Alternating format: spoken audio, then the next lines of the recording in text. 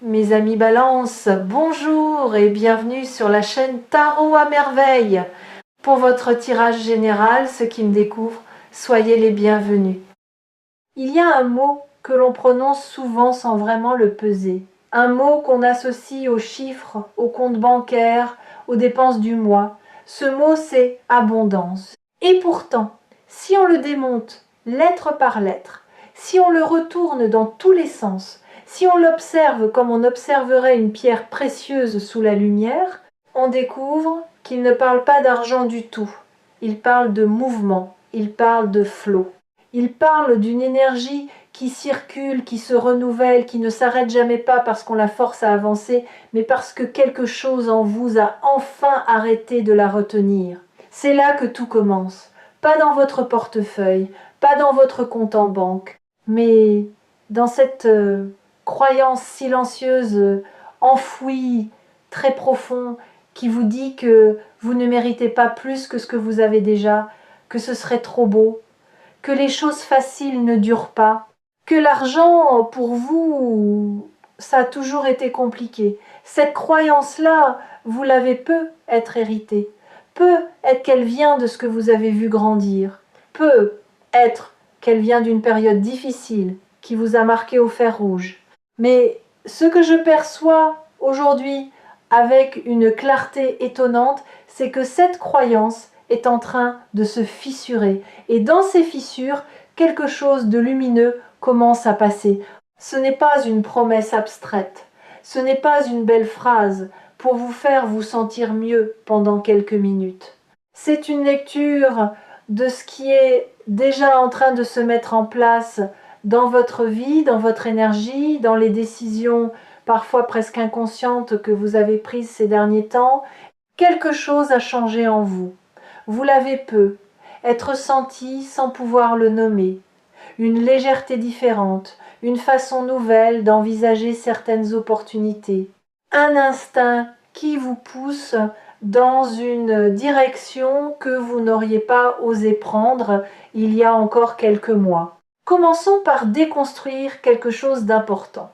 L'idée que l'abondance financière est réservée à ceux qui font les bonnes choses au bon moment. C'est une vision mécanique de la prospérité. Et elle est fausse, parce que la vraie prospérité, celle qui s'installe durablement, celle qui ne vous abandonne pas au premier tournant difficile, elle ne naît pas d'une action parfaite, elle naît d'un alignement. Et cet alignement, je le sens dans votre énergie, en ce moment il est là, il est réel et il est en train de se consolider. Voici ce que je veux que vous compreniez. L'argent est une forme de reconnaissance. Ce n'est pas anodin. Quand de l'argent arrive dans votre vie, c'est souvent parce que quelque chose que vous avez créé, accompli, offert, partagé, a été reconnu comme ayant de la valeur et pendant longtemps, vous avez sous-estimé ce que vous apportez, vous avez minimisé, vous avez cédé pour moins que ce que vous valiez. Vous avez dit oui quand votre intuition vous criait d'attendre. Ce cycle est en train de se terminer. Ce n'est pas une déclaration romantique, c'est une lecture très concrète de ce que l'énergie autour de vous est en train de construire. Tarot à merveille vous accompagne dans cette exploration et ce que je vois aujourd'hui pour vous est particulièrement fort. Parce que ce qui arrive financièrement ne ressemble pas à une pluie de billets tombant du ciel. Ça ne ressemble pas non plus à un coup de chance isolé. Ce que je perçois, c'est une série de petites portes qui s'ouvrent en cascade. Et la beauté de cela, c'est que vous avez déjà mis la main sur la première poignée. Peut être sans le savoir. Pensez à quelque chose que vous avez envisagé ces derniers temps, un projet, une idée, une conversation que vous avez hésité à avoir, une offre que vous n'avez pas encore acceptée ou refusée. Il y a quelque chose là, dans cet espace d'hésitation, qui attend votre attention. L'énergie que je perçois ne vous demande pas de vous précipiter. Elle vous demande de regarder honnêtement, parce que ce qui bloque souvent la prospérité, ce n'est pas l'absence d'opportunité. C'est le regard que l'on pose sur elle. Un regard fatigué voit des pièges, un regard en train de se renouveler voit des portes. Et votre regard est en train de se renouveler. Il y a quelque chose de fascinant dans le mot abondance que j'ai mentionné au début et je veux y revenir différemment maintenant. En latin, abondare foi signifie déborder. Comme une rivière qui déborde de ses berges au printemps, non pas parce qu'elle est en crise, mais parce qu'elle est pleine, parce que les neiges fondues ont alimenté sa source et que l'eau n'a nulle part où aller sinon se répandre. Votre abondance financière à venir ressemble à ça, à quelque chose qui a été alimenté en silence, en profondeur et qui est sur le point de déborder naturellement. Ce débordement, certains d'entre vous l'ont déjà senti sous forme d'une idée qui revient encore et encore, une idée que vous n'avez pas encore agi dessus parce que vous vous êtes dit que ce n'était pas le bon moment, que vous n'étiez pas encore prêt, que ça semblait trop grand ou trop différent de ce que vous faisiez avant. Et si ce moment dont vous attendiez la venue était en réalité déjà là, et si près était une illusion confortable que vous avez entretenue pour ne pas avoir à traverser l'inconfort du premier pas. Je pose ces questions non pas pour créer de la pression, mais parce que l'énergie que je lis autour de vous en ce moment est une énergie de maturité. Vous n'êtes plus au stade de la graine. Vous êtes au stade de la plante qui a poussé, dont les racines sont solides et qui a besoin d'espace pour s'épanouir pleinement. Ce dont vous avez besoin maintenant, ce n'est pas plus de préparation, c'est plus d'espace, plus de permission que vous vous accordez à vous-même.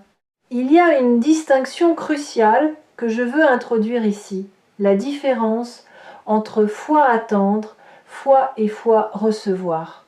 Beaucoup de personnes qui ont une belle relation avec la spiritualité, qui méditent, qui travaillent sur elles-mêmes, qui envoient de bonnes intentions dans l'univers, ces personnes-là attendent souvent l'abondance comme on attend un train en restant immobile sur le quai, les yeux fixés sur l'horizon. Mais recevoir, c'est différent. Recevoir, c'est actif. C'est ouvrir les mains. C'est dire oui avant de connaître tous les détails. C'est faire confiance que ce qui vient est aligné avec ce dont vous avez besoin, même si sa forme vous surprend. L'énergie financière qui arrive pour vous n'a peut être pas la forme que vous imaginez. Elle ne se présentera peu, être pas comme vous l'avez visualisé dans vos moments de méditation ou de prière, mais elle sera réelle. Et elle sera à la hauteur de ce que vous avez semé, souvent sans le voir, souvent sans le comptabiliser, dans les efforts, les services, les créations, les connexions que vous avez nourries avec sincérité. Voici un autre angle que je veux explorer avec vous, la relation que vous avez avec la dépense, pas au sens budgétaire du terme, au sens énergétique. Est-ce que chaque fois que vous investissez de l'argent dans quelque chose pour vous-même, dans un outil, dans une formation, dans une expérience, est-ce que vous le faites avec confiance ou avec peur? Parce qu'il y a une différence énorme entre ces deux états intérieurs, même si l'action extérieure semble identique. Quand on dépense dans la peur, on envoie un signal qui dit « je ne suis pas sûr que ça revienne ». Quand on investit dans la confiance, on envoie un signal qui dit « je sais que cette énergie se multiplie ». Et l'univers, d'une certaine façon que je ne peux pas entièrement expliquer, mais que je perçois très clairement, répond à ces signaux. Ce que je vois pour vous, c'est un glissement progressif déjà en cours, de la dépense dans la peur vers l'investissement, dans la confiance. Et ce glissement est précisément ce qui crée les conditions pour que l'argent commence à circuler différemment dans votre vie. Pas parce que vous avez dit la bonne affirmation au bon moment, mais parce que quelque chose dans votre façon d'être a évolué. Il y a des personnes parmi vous qui ont traversé une période financièrement difficile.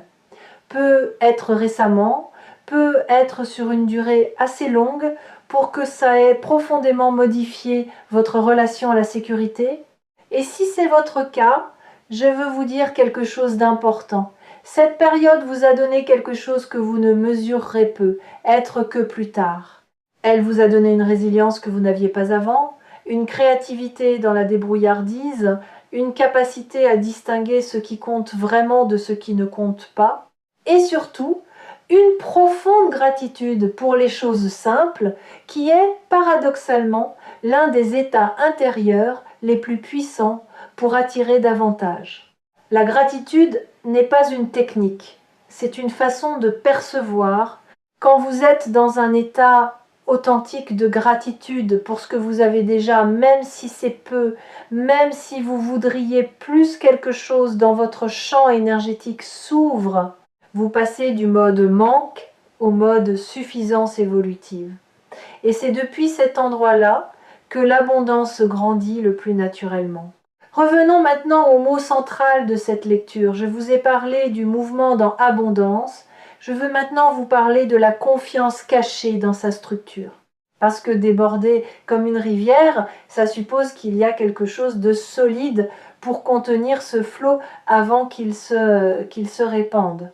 Les berges d'une rivière, c'est ce qui lui donne sa forme, sa direction, sa puissance. Et dans votre vie financière, vos berges, ce sont vos valeurs, vos limites, votre sens de ce qui vous correspond et de ce qui ne vous correspond pas. Les personnes qui accueillent une abondance durable sont rarement celles qui ont dit oui à tout. Ce sont souvent celles qui ont appris à dire non avec clarté et sans culpabilité. Non à ce qui ne correspond pas à leurs valeurs. Non aux opportunités qui brillent de loin mais qui sonnent creux de près. Non à la dispersion. Cette capacité à choisir avec discernement et non plus à accepter par défaut ou à refuser par peur, c'est une forme de maturité financière qui dépasse largement la comptabilité. Et je l'aperçois en train de se développer en vous. Il y a quelque chose que je veux nommer maintenant, parce que c'est présent dans votre énergie et je ne veux pas l'ignorer. Certains d'entre vous portent une culpabilité autour de l'argent. Pas une culpabilité consciente, formulée, mais une gêne sourde, une sensation que vouloir plus est honteux, que parler d'argent est vulgaire, que désirer la prospérité est en contradiction avec une vie spirituelle ou authentique. Cette culpabilité est l'un des verrous les plus puissants qui existent. Et je veux vous dire clairement, désirer une vie financièrement stable, confortable, voire abondante, n'a rien de honteux. C'est un désir humain profondément légitime. L'argent vous permet de vous soigner, de nourrir ceux que vous aimez, de créer, d'explorer, de contribuer. Il n'y a là rien d'incompatible avec une vie de sens. Permettre à cette culpabilité de se dissoudre, c'est l'un des actes les plus profondément spirituels que vous puissiez poser en ce moment. Continuons à déconstruire, parce qu'il y a un autre mot que je veux examiner avec vous. Mérite. On vous a peu être appris que vous receviez ce que vous méritiez. Que l'abondance était une récompense. Et si vous ne l'aviez pas, c'est que vous ne l'aviez pas assez mérité. Cette logique est non seulement fausse, elle est épuisante. Parce qu'elle vous place dans une position de perpétuelle insuffisance. Toujours à vous demander si vous avez fait assez, été assez, donné assez. L'abondance n'est pas une récompense, c'est un état naturel pour tout être qui est aligné avec sa propre vérité. Et l'alignement, justement, c'est ce que je lis dans votre énergie en ce moment. Vous êtes plus proche de votre vérité qu'il y a encore quelque temps. Quelque chose s'est ajusté. Peut être suite à une décision difficile, peut être suite à une période de solitude intérieure qui vous a permis de vous réentendre, peut être suite à une relation que vous avez choisi de laisser se transformer ou de laisser partir. Cet alignement-là, c'est le terreau dans lequel la prospérité pousse. Et elle pousse souvent plus vite qu'on ne l'attend. Je sens aussi quelque chose autour de vous qui ressemble à une collaboration, une énergie de co-création. Comme si ce qui arrive financièrement n'était pas quelque chose que vous bâtissez seul dans votre coin, mais quelque chose qui implique d'autres personnes, des personnes dont vous n'avez peut être pas encore pris la pleine mesure de l'importance. Une rencontre à venir, une conversation qui va ouvrir une porte, un partenariat qui semble improbable au premier regard, mais qui est en réalité parfaitement cohérent avec là où vous vous dirigez. Ne fermez pas trop vite les yeux sur ce qui se présente sous une forme inattendue. Parfois, les opportunités les plus transformatrices arrivent habillées en hasard. Il y a aussi une question de timing que je veux aborder parce que je sais que c'est une source de frustration pour beaucoup d'entre vous. Vous sentez que les choses bougent, que quelque chose se prépare et pourtant les manifestations concrètes tardent à arriver. Vous vous demandez si vous avez mal fait quelque chose, si vous avez manqué un signal, si la fenêtre peut être passée. Elle n'est pas passée. Et voici pourquoi je le dis avec une telle certitude. Ce que l'énergie construit avec profondeur prend du temps à se manifester en surface. Comme un arbre dont les racines s'étendent loin dans le sol avant que le tronc grossisse à vue d'œil, vous n'avez pas attendu en vain, vous avez construit une fondation. Et une fondation, par définition, ne se voit pas, elle se ressent. Ce que vous allez commencer à voir maintenant, c'est l'émergence de ce que vous avez construit dans l'invisible. Je veux également vous parler de quelque chose qui me frappe dans votre champ énergétique, une capacité d'adaptation qui s'est développée silencieusement. Vous êtes devenu ou en train de devenir quelqu'un qui sait pivoter. Pas dans le sens du désespoir, du ça ne marche pas alors je recommence tout, mais dans le sens du navigateur qui ajuste ses voiles selon le vent sans perdre de vue sa destination. Cette souplesse-là, dans un monde qui évolue très vite, est une compétence d'une valeur considérable. Et financièrement, elle vous place dans une position bien plus solide que la rigidité, même bien informée. Les personnes qui prospèrent durablement ne sont pas celles qui ont trouvé la formule parfaite et s'y sont accrochées. Ce sont celles qui restent en relation vivante avec ce qui évolue autour d'elles, tout en gardant un ancrage profond dans leurs valeurs et leurs forces. Vous êtes en train de développer cet ancrage dynamique. Et c'est précieux. Permettez-moi maintenant d'aborder quelque chose de plus intime. Il y a, dans votre façon d'exister dans le monde, quelque chose d'unique que vous avez peu, être eu du mal à valoriser financièrement. Une façon de percevoir, de créer, de résoudre, de relier quelque chose qui vient naturellement à vous et qui, précisément parce que ça vient naturellement, vous avez eu tendance à sous-estimer. C'est facile pour moi, donc ça ne vaut probablement pas grand-chose. Cette logique-là est l'une des plus destructrices qui soit et elle est extrêmement courante. Ce qui vous est naturel est souvent précisément ce pourquoi les autres vous cherchent, ce pourquoi ils sont prêts à payer, ce pourquoi ils vous remercieront. L'énergie que je perçois en ce moment vous invite à revoir la valeur que vous attribuez à vos dons naturels. Allez voir non plus comme des banalités que tout le monde possède, mais comme des ressources rares et précieuses, parce que pour les autres elles sont rares, elles ne leur viennent pas naturellement, et c'est exactement pour ça qu'elles ont une valeur. Je veux aussi vous parler d'un changement de relation au risque que je perçois en vous. Pendant longtemps, le risque vous a semblé être l'ennemi, quelque chose à minimiser, à contourner, à éviter à tout prix. Et maintenant, quelque chose en vous commence à comprendre qu'il existe deux types de risques. Le risque inconscient, pris par peur ou par impulsion, et le risque aligné, pris depuis un endroit de clarté et de confiance. Ce deuxième type de risque est en fait une forme de courage créateur. Et ce courage créateur est en train de s'éveiller en vous. Ce n'est pas que vous deveniez imprudent, c'est que vous devenez courageux d'une façon différente. Une façon qui sait distinguer le danger réel de la simple peur du nouveau. C'est ici, au cœur de la lecture, que je veux m'arrêter un moment pour vous remercier d'être là. Vous regardez cette vidéo parce qu'une partie de vous sait déjà que quelque chose se prépare. Une partie de vous est déjà en train de se mettre en mouvement. Et c'est précisément cette partie-là que je veux confirmer et encourager. Parce que c'est elle qui, dans les semaines et les mois à venir, va guider les décisions qui feront la différence. Dans l'équipe de Tarot à Merveille, On croit profondément que chaque personne qui cherche a déjà en elle les réponses dont elle a besoin et notre rôle est simplement d'aider à les illuminer. Maintenant, j'aimerais vous parler de quelque chose que je nommerais l'intelligence du corps dans la relation à l'argent. Parce que la prospérité n'est pas que mentale, ni que spirituelle. Elle est aussi physique. Votre corps sait des choses que votre mental met beaucoup de temps à formuler. Quand vous êtes face à une opportunité, qu'est-ce que vous sentez dans votre poitrine? Dans votre ventre? Est-ce que vous vous redressez ou est-ce que vous vous contractez? Est-ce que votre respiration s'ouvre ou se ferme? Ces signaux sont des données précieuses et les apprendre à lire, à leur faire confiance est une compétence qui se développe avec la pratique.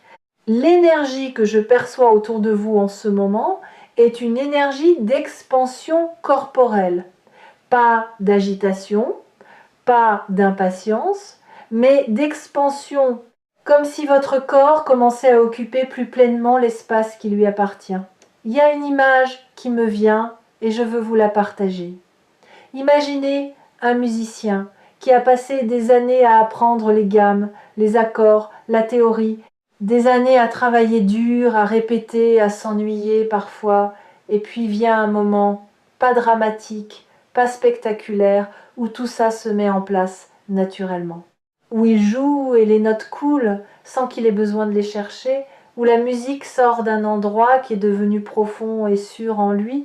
Ce moment n'est pas arrivé parce qu'il a soudainement mérité de jouer bien, il est arrivé parce que tout ce qu'il avait accumulé, appris, pratiqué était enfin prêt à se libérer. Vous êtes dans cet endroit-là par rapport à votre prospérité financière, vous avez accumulé, vous avez appris parfois douloureusement, et maintenant quelque chose est prêt à se libérer. Je veux aussi aborder la question des relations financières, non pas les relations amoureuses ou familiales en elles-mêmes, mais les dynamiques financières à l'intérieur des relations. Parce que parfois, ce qui bloque la prospérité n'est pas quelque chose d'individuel, mais quelque chose de systémique au sein d'un réseau relationnel. Des accords implicites autour de qui donne et qui reçoit, des hiérarchies silencieuses sur qui a le droit de prospérer et qui doit rester dans une certaine case. Ces dynamiques peuvent être puissantes et invisibles à la fois. Ce que je lis dans votre énergie, c'est une recomposition de ces dynamiques. Comme si vous renégociez, parfois sans le formuler explicitement, la place que vous occupez dans certains systèmes relationnels. Et cette recomposition, quand elle est faite depuis un lieu de clarté et non de revanche, est l'une des choses les plus libératrices qui puissent arriver sur le plan financier. Vous n'avez pas besoin de vous battre pour votre place. Vous avez besoin de la prendre simplement et fermement. Je veux prendre un instant pour parler d'un phénomène que beaucoup de personnes vivent, mais que peu nomment clairement la fatigue de l'effort constant. Cette sensation d'avoir tant donné, tant essayé, tant poussé, et de se sentir épuisé non pas par le manque de résultats, mais par le rythme lui-même. Cette fatigue est un signal important. Elle vous dit que votre façon de chercher la prospérité a peut être besoin d'évoluer, que la valeur ne se crée pas toujours dans l'effort intense et visible, mais parfois dans la qualité de présence, dans la profondeur d'une décision, dans la précision d'un choix fait depuis le calme plutôt que depuis l'urgence. Ce que je vois dans votre énergie, c'est une transition vers une productivité plus juste, pas moins ambitieuse, mais mieux ancrée. Il me vient maintenant quelque chose de précis, et je veux vous le transmettre tel quel. Il y a autour de vous une énergie qui ressemble à une remise à jour. Comme quand un système informatique tourne en arrière-plan pour intégrer toutes les nouvelles données et se reconfigurer, vous n'en voyez pas tous les effets en surface, mais il se passe quelque chose de structurel. Une nouvelle programmation s'installe, une programmation de prospérité qui remplace progressivement des schémas anciens, hérités, qui ne vous appartenaient peu, être même pas vraiment. Et quand cette mise à jour sera complète et elle est déjà bien avancée, les manifestations financières concrètes suivront avec une logique presque évidente, comme si elles avaient toujours été là, attendant simplement que le terrain soit prêt. Voici quelque chose d'important que je veux que vous reteniez de cette lecture. La prospérité n'est pas un état que vous atteignez et dans lequel vous restez passivement. C'est une relation vivante, dynamique, qui se nourrit de votre attention, de vos choix, de votre façon d'être présent dans le monde. Et l'une des formes d'attention les plus puissantes que vous pouvez lui porter en ce moment, c'est de commencer à remarquer les preuves qu'elle est déjà là, petite, parfois microscopique. Un inattendu qui arrive au bon moment, une dépense qui ne se matérialise pas, une idée qui, si vous la suiviez, pourrait valoir bien plus que ce qu'elle semble promettre à première vue. Notez-les, pas pour les comptabiliser anxieusement, mais pour construire une preuve personnelle que l'abondance cherche à vous rejoindre. Je sens également une clarté nouvelle autour de votre rapport à la valeur du temps, parce que le temps est la ressource la plus précieuse que vous possédez, bien plus que l'argent lui-même, et la façon dont vous l'allouez est directement corrélée à la façon dont la prospérité se manifeste dans votre vie. Est-ce que vous passez du temps sur ce qui vous fait avancer, créer, vous développer, ou est-ce que vous passez la majorité de votre énergie sur ce qui vous maintient en place, sur ce qui était peut être nécessaire hier mais qui ne l'est plus vraiment aujourd'hui? Cette question n'est pas là pour vous culpabiliser, elle est là pour vous inviter à un réajustement conscient, parce que la prospérité aime se diriger vers les personnes qui ont fait de la place pour elle dans leur agenda, dans leur esprit, dans leurs priorités. Il y a quelque chose d'encore plus subtil que je veux pointer maintenant, une nuance dans la façon dont vous vous parlez à vous-même sur le sujet de l'argent. Ces petites voix intérieures, ces commentaires automatiques que vous vous faites quand vous regardez votre compte, quand vous recevez une facture, quand quelqu'un vous parle d'une opportunité. Ces voix sont des données sur vos croyances profondes et elles ont un impact réel sur ce qui se manifeste dans votre vie. Je ne vous dis pas de changer ces voix artificiellement, de plaquer par-dessus des affirmations positives que vous ne ressentez pas vraiment. Je vous invite à les écouter avec curiosité plutôt qu'avec identification, à les voir comme des visiteurs qui vous informent sur quelque chose sans nécessairement avoir raison, et progressivement, en les observant ainsi, elles perdent de leur pouvoir. Cette pratique simple, juste observer, nommer, ne pas croire automatiquement, est l'une des plus transformatrices que vous puissiez intégrer dans votre rapport à la prospérité. Je touche maintenant quelque chose dans votre énergie qui me semble être une reconnaissance à venir. Non pas dans le sens de la gloire ou de la notoriété publique, quoique pour certains d'entre vous, il pourrait y avoir un élément de visibilité, mais dans le sens d'une reconnaissance de votre valeur par des personnes ou des systèmes qui ne l'avaient pas pleinement vu jusqu'ici. Un supérieur qui vous voit enfin pour ce que vous apportez vraiment. Un client qui revient et en amène d'autres. Une audience qui grandit parce que ce que vous partagez résonne profondément. Un partenaire commercial ou de vie qui comprend enfin l'étendue de ce que vous construisez. Cette reconnaissance-là n'est pas anodine. Elle a des répercussions financières concrètes et elle est en chemin vers vous. Vous avez également, et ceci je le perçois avec une netteté particulière, une relation en train de se transformer avec la notion de suffisance, non pas la suffisance comme plafond, comme point d'arrêt où l'on cesse de vouloir croître, mais la suffisance comme état intérieur de base, comme fondation, cette capacité à se lever le matin en sentant que vous êtes assez, que vous avez assez, que vous faites assez tout, en continuant à vouloir plus, à aller plus loin, à vous développer. C'est une combinaison rare et puissante, et elle est en train de s'installer en vous. Quand la croissance naît de la plénitude plutôt que du manque, elle est infiniment plus durable, plus joyeuse et plus alignée avec ce que vous voulez vraiment construire. Je veux vous parler d'un autre aspect de la maturation financière que je perçois en vous, votre rapport à la patience stratégique. Il y a une différence entre attendre passivement que les choses arrivent et savoir tenir une position pendant que les conditions se mettent en place. La patience stratégique, c'est rester ancré dans une direction choisie, sans être déstabilisé par les délais, les détours ou les remises en question extérieures. C'est faire confiance au processus sans le forcer. Et cette forme de patience, elle n'est possible que lorsqu'on a une conviction profonde, pas une conviction aveugle, mais une conviction informée et ressentie que ce que l'on construit est juste. Je lis cette conviction en vous, elle est là, elle tient. Je veux vous partager une dernière image avant de conclure. Imaginez une personne debout au bord d'une plage à marée basse. Elle regarde la mer. Et elle ne sait pas parce que quelqu'un le lui a dit, mais parce qu'elle comprend les cycles de la nature que la marée va monter. Pas dans la panique, pas en courant vers l'eau, mais en se tenant prête. En ayant installé ce qu'elle voulait installer pendant que la mer était retirée, en sachant que ce qu'elle a préparé va bénéficier de la montée des eaux. Vous êtes cette personne. Vous avez travaillé pendant la marée basse. Vous avez planté, construit, ajusté. Et maintenant la marée monte. Ne courez pas, ne vous agitez pas. Tenez-vous simplement prêt avec une confiance calme.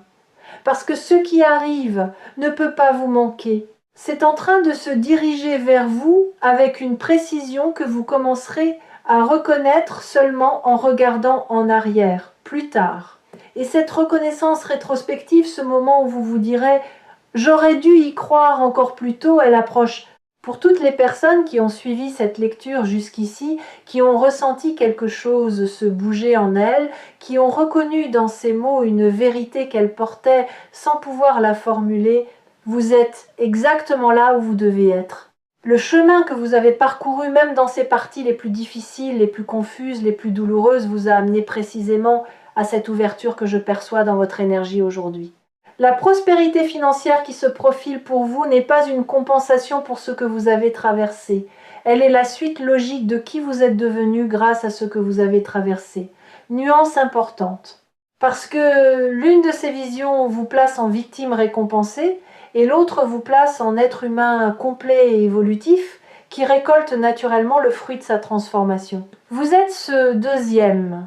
Cette lecture a été une exploration, pas une liste de prédictions, parce que ce qui vous appartient véritablement n'est pas une destinée fixe que quelqu'un d'autre peut lire pour vous, c'est une trajectoire que vous co-créez à chaque instant, avec vos choix, votre énergie, votre façon d'être présent. Ce que j'ai perçu aujourd'hui, c'est la direction de cette trajectoire et elle pointe vers une expansion que vous méritez pleinement, non pas au sens d'une récompense, mais au sens d'une cohérence parfaite entre qui vous êtes et ce que vous accueillez dans votre vie. La communauté de Tarot à Merveille est là pour vous accompagner dans cette direction. N'oubliez pas de vous abonner si ce type de lecture vous parle, de partager avec ceux autour de vous qui pourraient bénéficier de ce message et surtout d'emporter avec vous non pas des prédictions gravées dans le marbre, mais cette certitude douce et solide que quelque chose de beau est en train de se construire dans votre vie financière. Vous n'avez pas à tout voir pour y croire, vous avez juste à rester suffisamment ouvert pour que ceux qui cherchent à vous rejoindre puissent vous trouver.